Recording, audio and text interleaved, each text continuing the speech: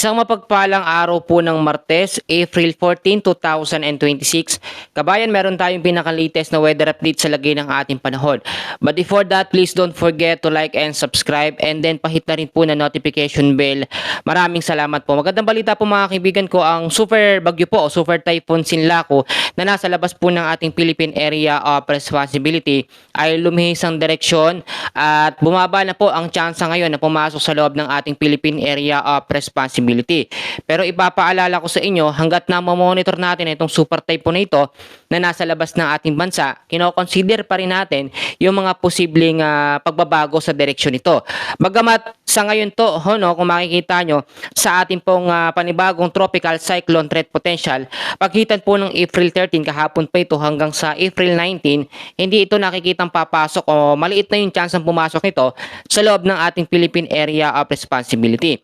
And then pagdating naman po sa April 20 hanggang sa April 26, wala na tayong nakikitang panibagong banta ng bagyo at mawawala na rin sa ating radar ito nga pong super typhoon Sinlaco. Sa kasalukuyan po, ang nakakaapekto ngayon sa malaking bahagi ng ating bansa ay ito pong ridge of high pressure area na nanggagaling po dyan sa may bandang hilaga po ng ating bansa, dyan sa may bandang hilagang Luzon. At ito pong mga localized thunderstorms. Sa ngayon din mga kaibigan ko, sa huling pagkatala po, itong super typhoon Sinlaco, yan pa rin po ang kanyang international name. Sa update po natin, huli po itong namataan na mayroon pong lokasyon na 2,430 kilometers east of Visayas. Tinataglay nito ang hangin ngayon. Actually, malakas yung hangin. Nasa 215 kilometers per hour malapit sa may sentro.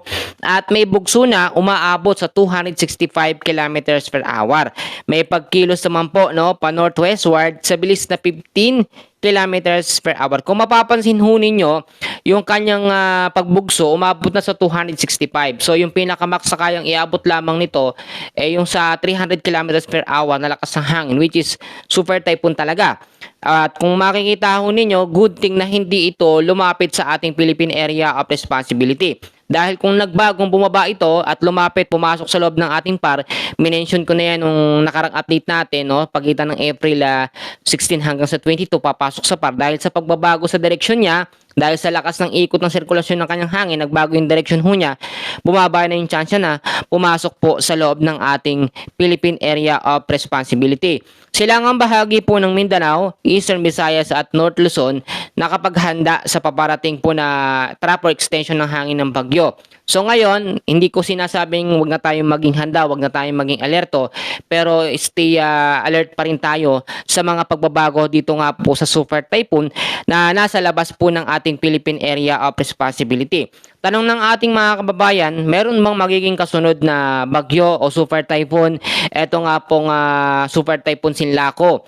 Sa atin pong pinaka-advanced weather system and then sa ating tropical cyclone threat potential, wala po tayong nakikitang panibagong LPA o bagyo na papasok po sa loob ng ating bansa o kaya mabubuo. Kaya matatapos pong buwan ng April, wala nang panibagong bagyo po na mabubuo. At hindi rin natin i-consider sa ngayon na pangatlong bagyo itong super typhoon Sinlaco at hindi siya tatawagin bagyong Kaloy dahil hindi naman siya nakapasok pa sa ating Philippine Area of Responsibility.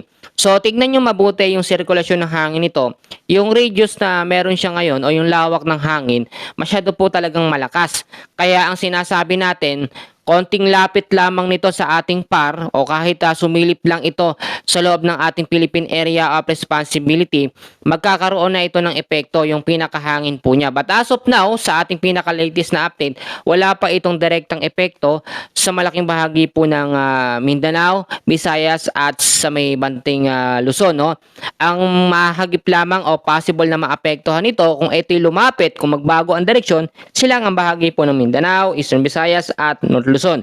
Yan po yung mga lugar na pinpoint ko po talaga at hina-highlights ko na dapat po maging alerto at maging handa. Pero dahil sa matinding pagbabago sa sirkulasyon po ng hangin at pagkilos ng super typhoon Sinlaco ay bumaba na ang tsansa nitong pumasok sa loob ng ating Philippine Area of Responsibility. Lagi kong sinasabi na ito pong super typhoon nito ay meron pong tinatawag na life-threatening na lakas ng hangin.